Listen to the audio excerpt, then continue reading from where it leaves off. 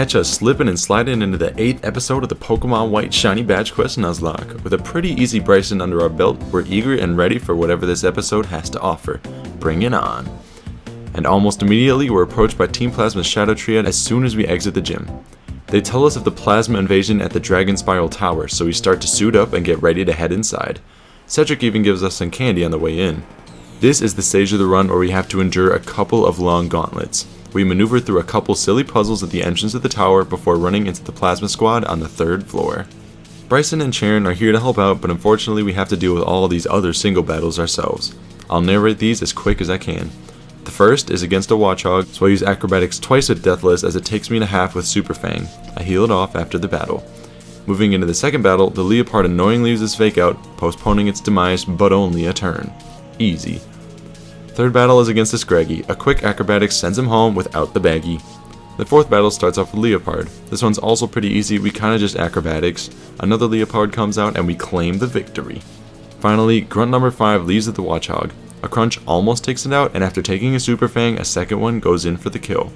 Scraggy follows up, and being nerfed because of Defiant, I swap into Aquamono. Scraggy misses a high jump kick, so we take the kill on the next turn.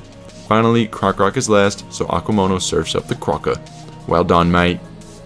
The next room is really cool, and I feel like I'd fall off in real life if I tried it. Beautiful room though. The next floor is equally as safe, but there are a few grunts we have to take out as well.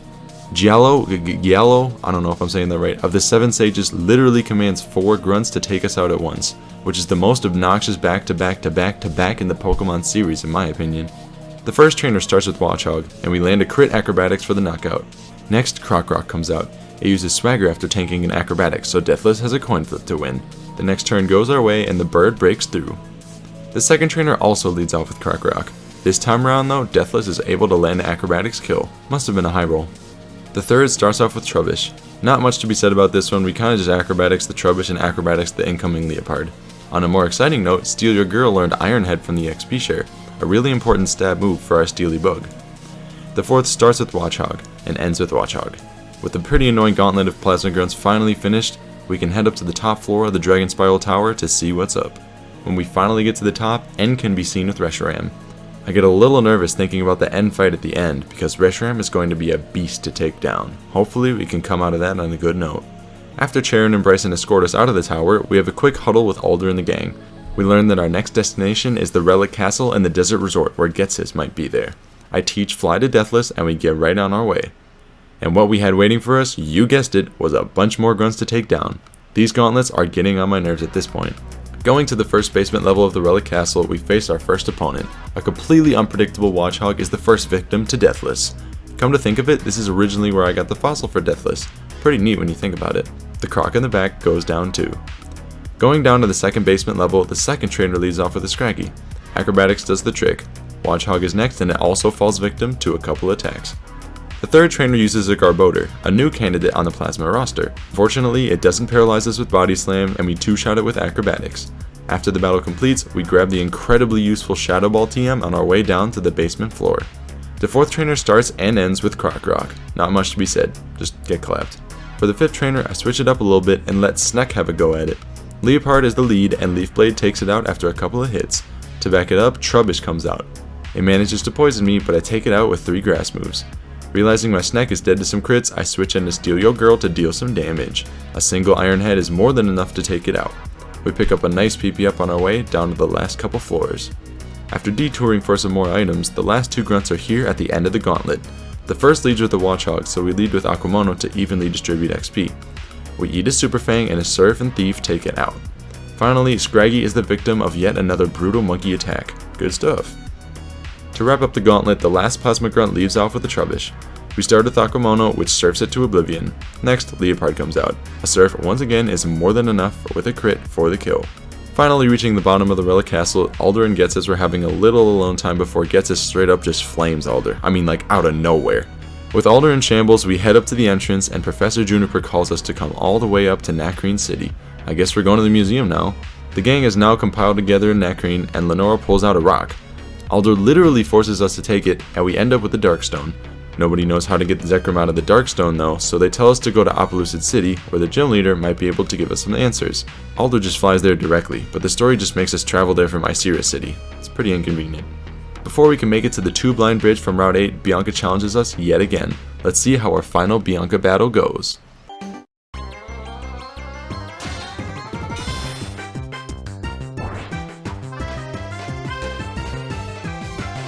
She leads off with Intimidate Stoutland, so we start with Conkeldurr.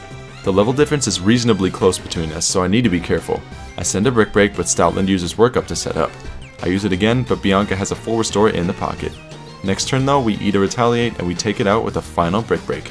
Musharna comes out next, which is something Juice definitely can't handle. I send in Aquamono as Musharna prevents crits from our end with Lucky Chant. I use Work Up to boost my Surf output, but Musharna puts us to sleep with Hypnosis. Trying to break the sleep, I then realize I'm dead to a Psybeam crit. At this point, I switch into Steal Your Girl, which takes a Psybeam on the switch-in.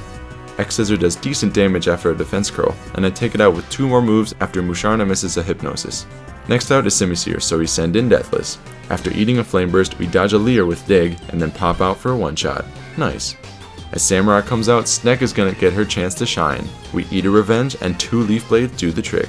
Good stuff all around team, GG's Bianca. Handing us a full restore, Bianca finally lets us on the bridge. On our way over, this Battle Girl gives us the Flame Charge TM, but at the end of the bridge, gets us stopped to intimidate us. Realistically, the only way I would stop this story from progressing is if he told me he made the shiny odds worse for my last few hunts. Regardless, let's keep moving. Taking out a slew of optional trainers, we grab the TMs for Fling, Hyper Beam, and Giga Impact as we explore Route 9 and its shopping mall, where we get a nice PP up too. After grabbing a few more random items, we finally enter Opelucid City. I'm going to play the black version of this theme just because it's 10 times better, but the white version is pretty chill too. Anyways, as we enter the city, Getsus and some Plasma Dudes give another liberation speech before Hot Girl walking away. At least they're not on the TikTok sponsored page, they could do better advertising though. We meet up with Alder, who introduces us to Iris and Drayden. I detour to grab some random items and heal, but then we huddle up again in this random house. Drayden and Iris got some spicy dragon lore to inform us on, and then Iris goes to the gym to prepare for our gym battle. Instead of following her to the gym though, it's time we start looking for our new team members. Since we're on the 8th episode, and because we decided not to look for a member in the prior episode, I now get to hunt for 2 team members. Route 9 is my route of choice because the 2 targets I want are both reasonably common here. On just the second phase, Homeslice the Pawniard join us on our quest. With a middle-of-the-road rash nature, Homeslice looks to be a pretty mediocre pawn. Her IVs, however, would tell a different story.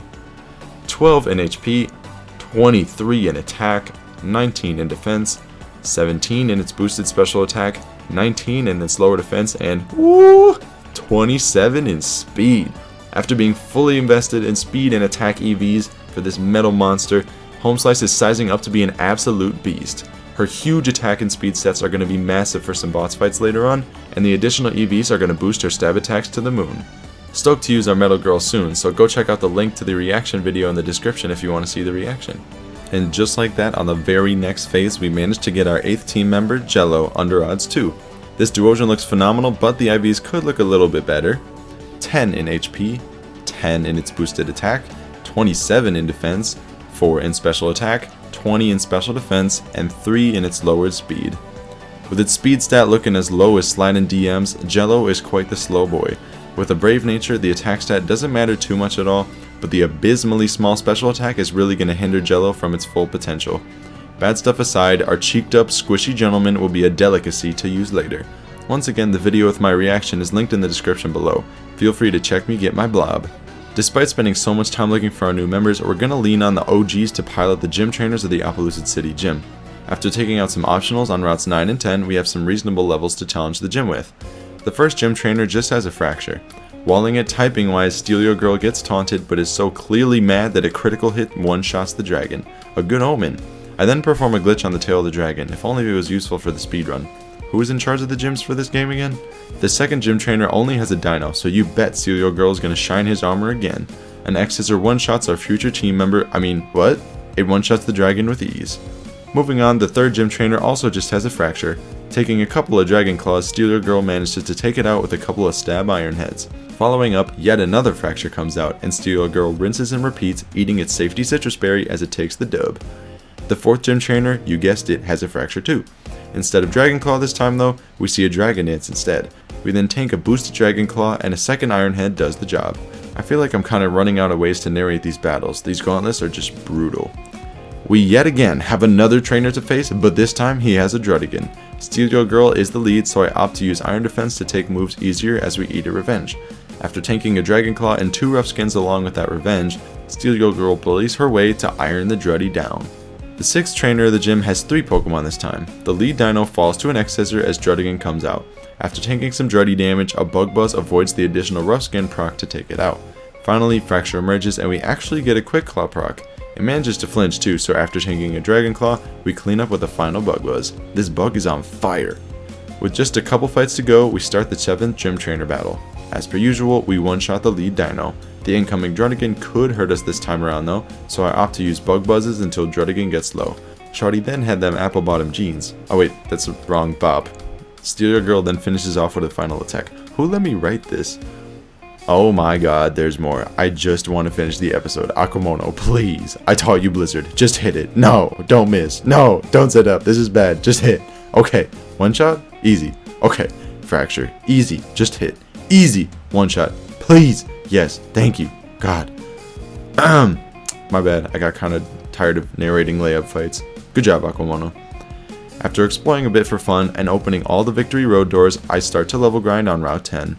Our level cap is 43, so I got a lot of work to do. Past Edox cheesed a lot of Bouffalons and Socks during this session, so much that it eventually got to level 41, where it was able to evolve.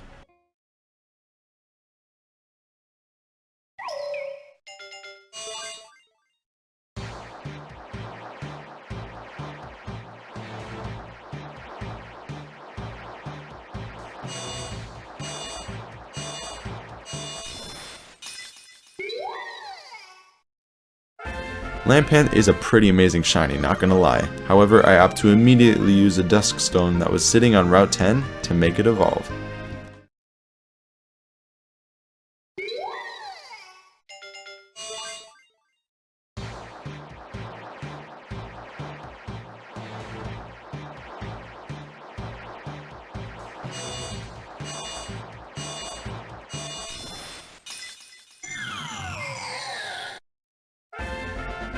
Without a doubt, Chandelure is one of the cleanest shinies in the Pokemon series as a whole. The purple to a vibrant orange color change is stunning, and past that Ox, no, she got that straight fire. This was not the only reason I picked it up for this team though. Its base stats are booming too. At some point, I eventually switched Train Home Slice and Jello on Wild Audino, since Jello has trouble dealing with them himself. However, that is all about to change.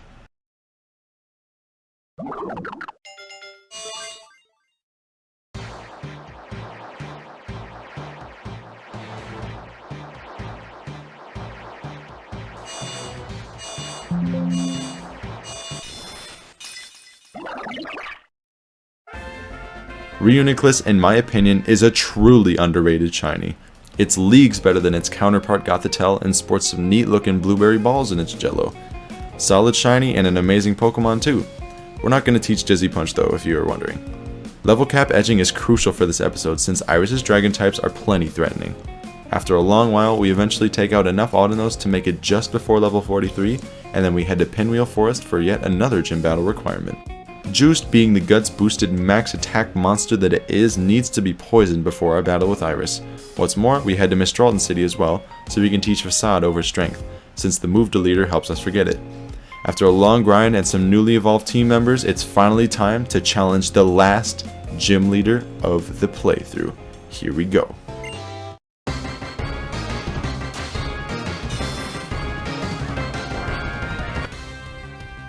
Iris leads off with Fracture, which can set up and generally pose a threat to my team.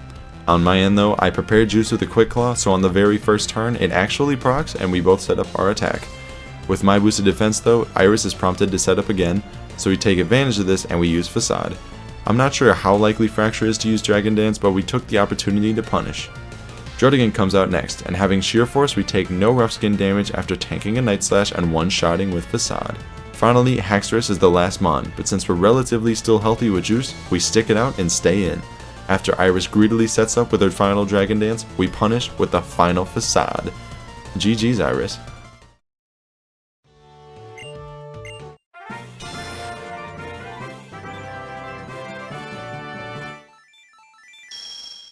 With the last gym finally completed, the fights will only get more difficult from here on out.